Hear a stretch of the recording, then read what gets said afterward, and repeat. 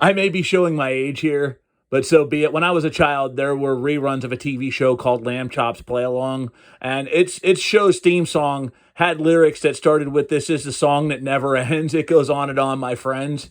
Well, welcome to the world of college football and the endless realignment that we've seen since the month of July. Latest chapters were added to that book in the last 72 hours as it was announced the American Athletic Conference would be expanding to the surprise of nobody. Meanwhile, the Sun Belt decided to throw their name into the party. They're getting in on this realignment mix. Conference USA finds themselves in a very, very precarious and dangerous spot. And we might even see some teams from the FCS get called up to the FBS as a result of the hysteria that we've witnessed since July when Texas and Oklahoma pieced out the Big 12. Let's start first, though, with the AAC and their expansion. Should come as no surprise they're going to be adding because they are losing 3 schools to the Big 12, of course, that being Cincinnati, Central Florida, and Houston. But they will be adding UT San Antonio, UAB, Florida Atlantic, Rice, North Texas, and Charlotte into the fold. For each of these schools, it will be a substantial step up in prestige as the American Athletic Conference is number 6 in the pecking order. They are the best of the group of 6 conferences. And these schools will also be getting quite a bit of more money than they had got in the Conference USA, which paid between $400,000 and $500,000 annually per school. American Athletic Conference had paid between 7 and 8. That number may go down a little bit, may go up. We don't know at this point. But even if it does go down to around 6 or 6 or 5, this is still a hell of a lot of money, more than each of these schools have ever made before. And as for the conference itself, why they're adding these schools, I mean, look, I know none of them are traditional powerhouses by any means, nor were they getting any kind of school like that. But in fact, quite a few of these schools are relatively younger programs. I mean, Florida Atlantic has been around, I believe it's around 20 years now. I think this is our 20th year of existence. We're in year 10 of UT San Antonio. Charlotte was brought back after a 50-plus year hiatus in 2013. And we all know what happened with UAB. They were put down as a program for a brief period of time before they were resuscitated and brought back. And now we're in a better position than they were beforehand. So, interesting to go there. But the main thing here, though, is the market sizes. And the AAC really did a diligent job in paying attention to that. And if you remember in a previous video, I said market size means more than anything now, especially when it comes to TV deals and media rights. And they're managing to retain the Houston market. Yeah, it's a huge step down from Houston to Rice in terms of prestige. Rice is, Rice is Rice. They're not a powerhouse by any means. In fact, anybody that could tell me the last time this team made a bowl game without using Wikipedia, I'll give you a shout out on the next video. But maintaining the Houston market was crucial, and they will do just that, as Rice is a Houston-based school. They're also adding San Antonio.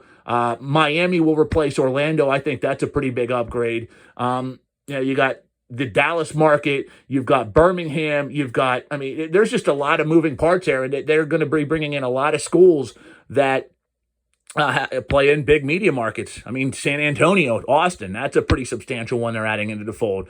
On top of things, I think there are a few schools here that really have that legitimate sleeping giant potential. We're starting to see bits and pieces of it this year with UTSA. They're unbeaten, and they may finish the season unbeaten. And they really are putting a nice thing together there in San Antonio. UAB, since coming back, I mean, they are consistently a respectably good program, and I think they will take a step up with more money coming in. Florida Atlantic, they've been a sleeping giant for years. We saw what they could do under Lane Kiffin. He elevated them to the next level, and I think Willie Taggart has that potential to do the same thing. Even Charlotte, I mean, they've got a good young coach there in Will Healy that I think could do some very good things as well. And hell, you don't know, man. Maybe North Texas finally turns it around. Maybe Rice turns it around. I mean, all of these schools bring something to the table. Quite a few of them have that legit sleeping giant potential to them. Meanwhile, let's move over to the Sun Belt Conference. As they've decided they went in on the festivities. They have added Southern Miss to the fold. They've also got pending invitations out to Marshall and Old Dominion, all schools from Conference USA. Stay tuned. We're going to talk more about them here in a few minutes. But this is a complete depletion of Conference USA as we know it. But I think Marshall and Old Dominion will make the jump. A lot of it, though, depends on what happens with James Madison because they've been extended an invitation also by the Sun Belt Conference, but apparently they've also got a pending one from Conference USA. So what James Madison does will really dictate the future, in my opinion, of Conference USA. If James Madison decides to play in CUSA, there's still some life. If James Madison says, nope, we're taking the Sun Belt, and they probably should, well, we're seeing a whole windfall of effects of things that will happen in that conference. Because said they will lose two more schools. They'll lose Old Dominion, they'll lose Marshall, and they will be in pretty deep kimchi. Who'd have thought, man?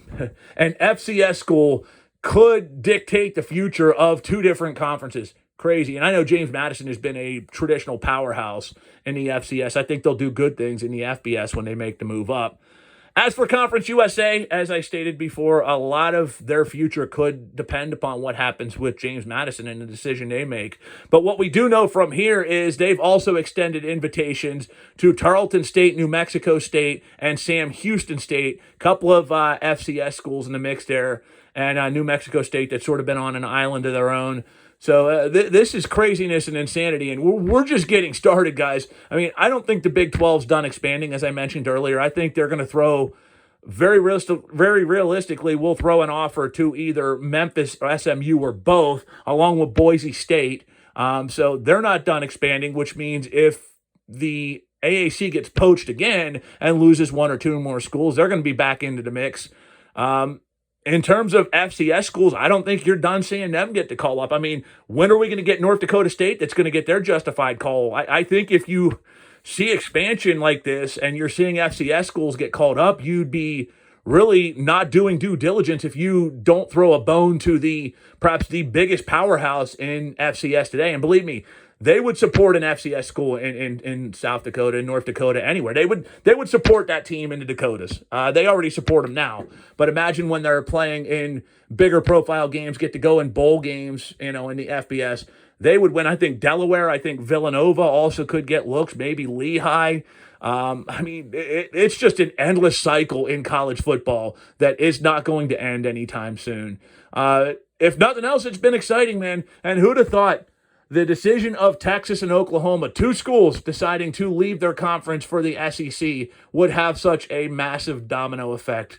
But as usual, stay tuned on this channel as we will discuss any new happenings that go down in terms of the realignment of college football. Like I said, pay close eyes to the FCS, because I have a feeling you're going to see quite a few schools get called up more beyond what we've already mentioned. As I said, I think it's a foregone conclusion North Dakota State gets their call. I think Villanova very realistically could. Delaware.